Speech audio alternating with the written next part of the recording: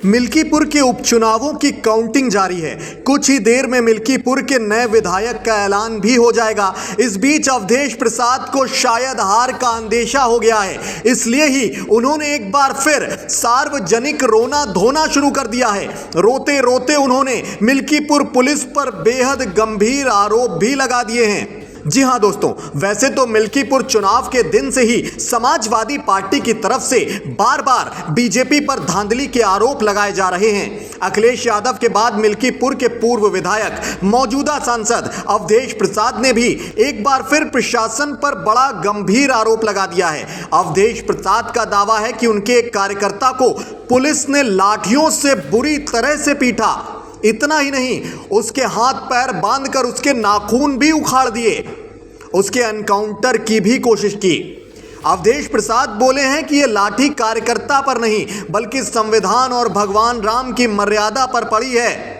सांसद अवधेश ने आरोप लगाया है कि मिल्कीपुर उपचुनाव के दौरान बूथ के कर्मचारियों, पीठासीन अधिकारियों की ओर से बड़े पैमाने पर खुलेआम धांधली और बेईमानी की गई। वो बोले कि हमारे एक कर्मठ कार्यकर्ता मंसूर खान को, जो ग्राम प्रधान भी है, उसको बुरी तरह से पीटा गया। उस पर 1 घंटे तक लाठियां बरसाई गईं, उसके नाखून उखाड़ लिए गए। मौके से वो भाग निकला, नहीं तो एनकाउंटर भी हो जाता उसका। बुरी तरह बिलखते हुए अवधेश प्रसाद बोले हैं कि ये लाठियां मंसूर खान की पीठ पर नहीं हैं, ये लोकतंत्र की पीठ पर हैं, ये मर्यादा पुरुषोत्तम राम की मर्यादा पर पड़ी हैं। यह अवधेश प्रसाद, जिसे 5 बार यहां की महान जनता ने जिताया है, उसकी पीठ पर चोट पहुंचाई गई है। यह बाबा साहेब के संविधान पर लाठी चलाई गई है, लेकिन भगवान राम की लाठी में आवाज नहीं होती। मुझे भगवान राम की मर्यादा से उम्मीद है कि इन्हें सजा मिलेगी।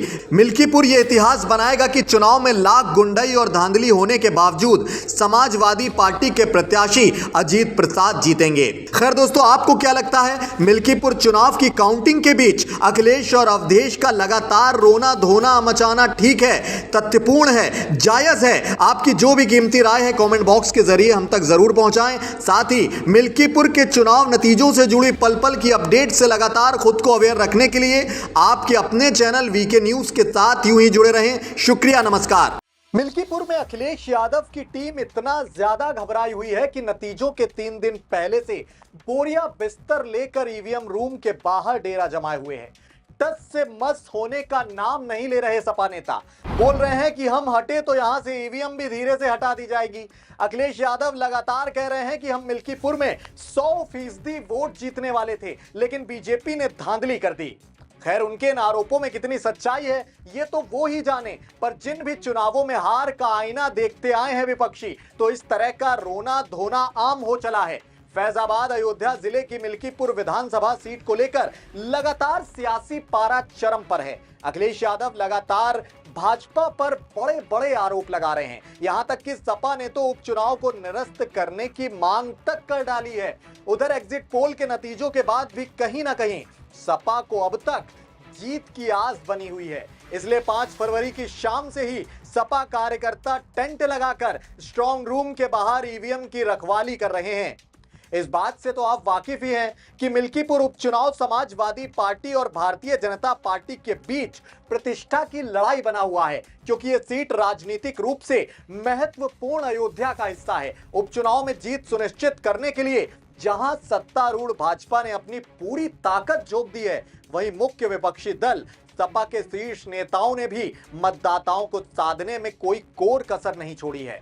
मिल्कीपुर उपचुनाव में कुल 10 उम्मीदवार मैदान में हैं। कांग्रेस ने जहां सपा के उम्मीदवार के समर्थन की घोषणा की है, वहीं बहुजन समाज पार्टी ने उपचुनाव से दूर रहने का ही फैसला कर लिया था। एग्जिट पोल में यह बात निकलकर सामने आई है कि भाजपा यहां से बढ़त बना रही है। इस सीट पर हुए उपचुनाव के नतीजे 8 फरवरी को आएंगे। इस बीच समाजवादी पार्टी के कार्यकर्ताओं ने स्ट्रांग रूम के बाहर डेरा जमाया हुआ है। उन्हें शक है कि कहीं स्ट्रांग रूम में ही खेल ना हो जाए, इसलिए पार्टी के कार्यकर्ता यहां लगातार डटे हुए हैं। समाजवादी पार्टी पहले ही सत्तारूढ़ पार्टी पर आरोप लगा चुकी है कि भाजपा ने मिल्कीपुर में बूथ कैप्चरिंग करवाई और बोगस वोट डलवाए। इतना ही नहीं, फर्जी वोट डालने के शक में सपा कार्यकर्ताओं ने भाजपा कार्यकर्ता की जमकर पिटाई भी कर दी थी। वीडियो हमने आपको दिखाया था, आप सबने देखा था। इसके बाद मामला थाना पहुंच गया था। खंडासा थाना में 8 सपा कार्यकर्ताओं के खिलाफ मुकदमा भी दर्ज कर दिया गया था इसी मामले को लेकर। वहीं सपा सांसद ने प्रेस कॉन्फ्रेंस कर अयोध्या पुलिस पर उत्पीड़न का आरोप भी जड़ दिया था। उन्होंने कहा था कि पुलिस सपा कार्यकर्ताओं को पकड़कर जंगल में घसीट कर ले गई, गाड़ी में शराब की बोतलें रखी गई और जबरन फोटो खींच ली गई। इतना ही नहीं, कार्यकर्ताओं को लाठियों से पुलिस ने बुरी तरह से पीटा भी, ऐसा आरोप था। समाजवादी पार्टी के सांसद हैं अवधेश प्रसाद, उन्होंने इस तरह का आरोप लगाया। इन सब के बीच ईवीएम की रखवाली के लिए सपा कार्यकर्ता अब राजकीय इंटर कॉलेज है वहां का, वहां पर डटे हुए हैं। इससे पहले अखिलेश यादव ने भी बीजेपी पर बड़ा आरोप लगाया था। उन्होंने दावा किया था कि जिस तरह से 144 साल बाद ये महाकुंभ आया है, जिसका साक्ष्य आज तक किसी ने नहीं मांगा, और जिस तरह से इस बार का चुनाव हुआ है, आप लोगों ने एक बड़ी अपॉर्चुनिटी मिस कर दी है।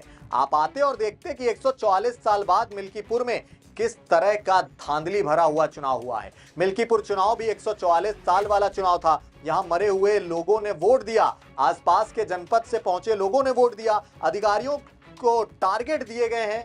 ये वायरल ऑडियो सबने देखा। ऐसा आरोप जड़ा है अखिलेश यादव ने भारतीय जनता पार्टी पर। उस दिन से लगातार वो बोल रहे हैं जब से मिल्कीपुर के चुनाव की वोटिंग की शुरुआत हुई थी, और उस दिन से ही 3 दिन हो गए लगभग जब समाजवादी पार्टी के तमाम कार्यकर्ता ईवीएम रूम के बाहर, स्ट्रांग रूम के बाहर बैठे हुए हैं। खैर दोस्तों, आपको क्या लगता है, मिल्कीपुर की जनता इस बार वहां का ताज किसके सिर सजाएगी? सपाई अजीत प्रसाद या भाजपाई चंद्रभान पासवान? किसके सिर इस बार जीत का ताज सजेगा? आपकी जो भी कीमती राय हो कमेंट बॉक्स के जरिए हम तक जरूर पहुंचाएं। साथ ही निष्पक्ष और निडर पत्रकारिता को यूं ही सपोर्ट करने के लिए आपका अपना चैनल है वीके न्यूज यूपी, उससे लगातार यूं ही जुड़े रहें। इसे लाइक करें, सब्सक्राइब करें और हमारी ताकत बने। शुक्रिया, नमस्कार।